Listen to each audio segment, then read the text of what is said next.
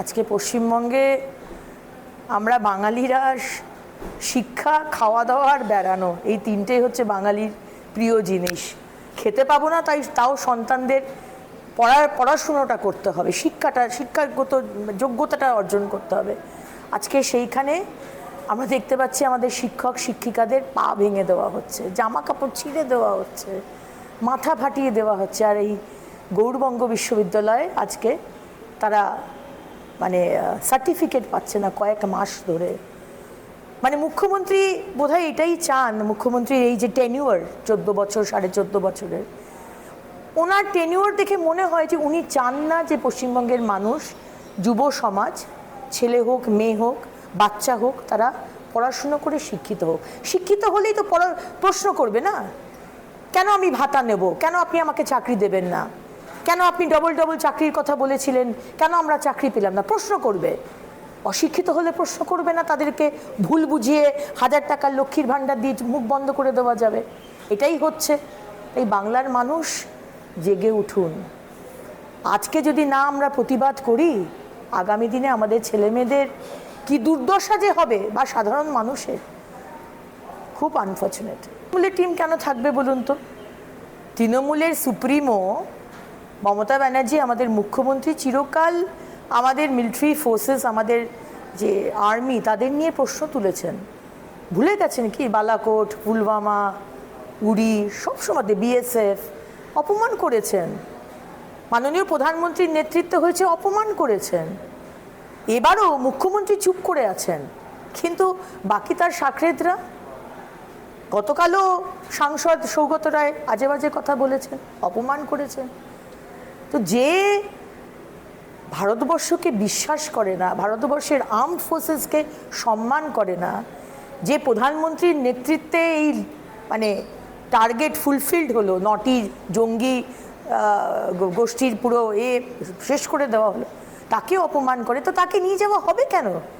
সেখানে গিয়ে বারবার দেশকে অপমান করে নিচু দেখানো হবে, সেটা তো হবে না। তাই জন্য শশী থারুরকে দেওয়া হয়েছে। এবং শশী থারুরের যে রোল আফটার পেহেলগাঁও, আমরা দেখেছি তিনি বারবার তুলে ধরেছেন মিলিটারির যে কাজ, তিনি বাহবা দিয়েছেন। তিনি মাননীয় প্রধানমন্ত্রীর, আমি বলছি না বাহবা দিতে হবে, কিন্তু এই সময় দাঁড়িয়ে তো দেশের পাশে দাঁড়াতে হবে। তৃণমূল সেটা দাঁড়ায়নি, তাই দলে জায়গা পায়নি। Very simple. এটা তো আমাদের মুখ্যমন্ত্রী মমতা বন্দ্যোপাধ্যায়ের আশীর্বাদেই এই জিনিসগুলো হয়।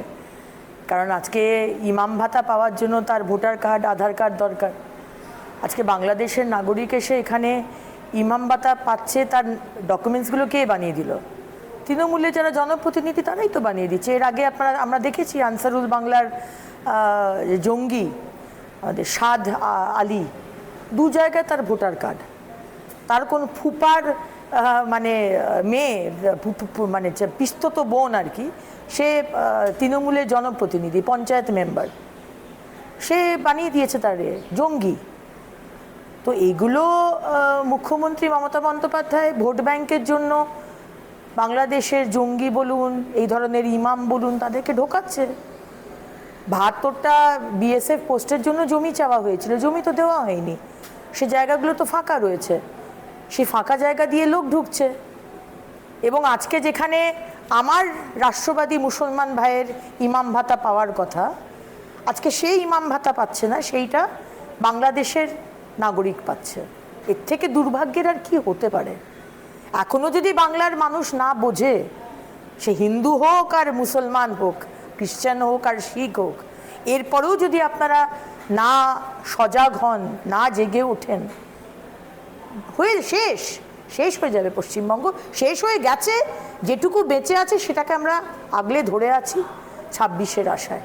এবং আজকে কলকাতাতে দেখুন, আজকে মা ফ্লাইওভারের নিচে দেখুন, আজকে Salt Lake, one of the পশেস্ট areas of Kolkata, সেইখানে দেখুন, আজকে টালা ব্রিজের ওখানে দেখুন, জায়গায় জায়গায় লোক বসে আছে ঝুপড়ি করে, ঝুপড়ি বেড়েই চলেছে।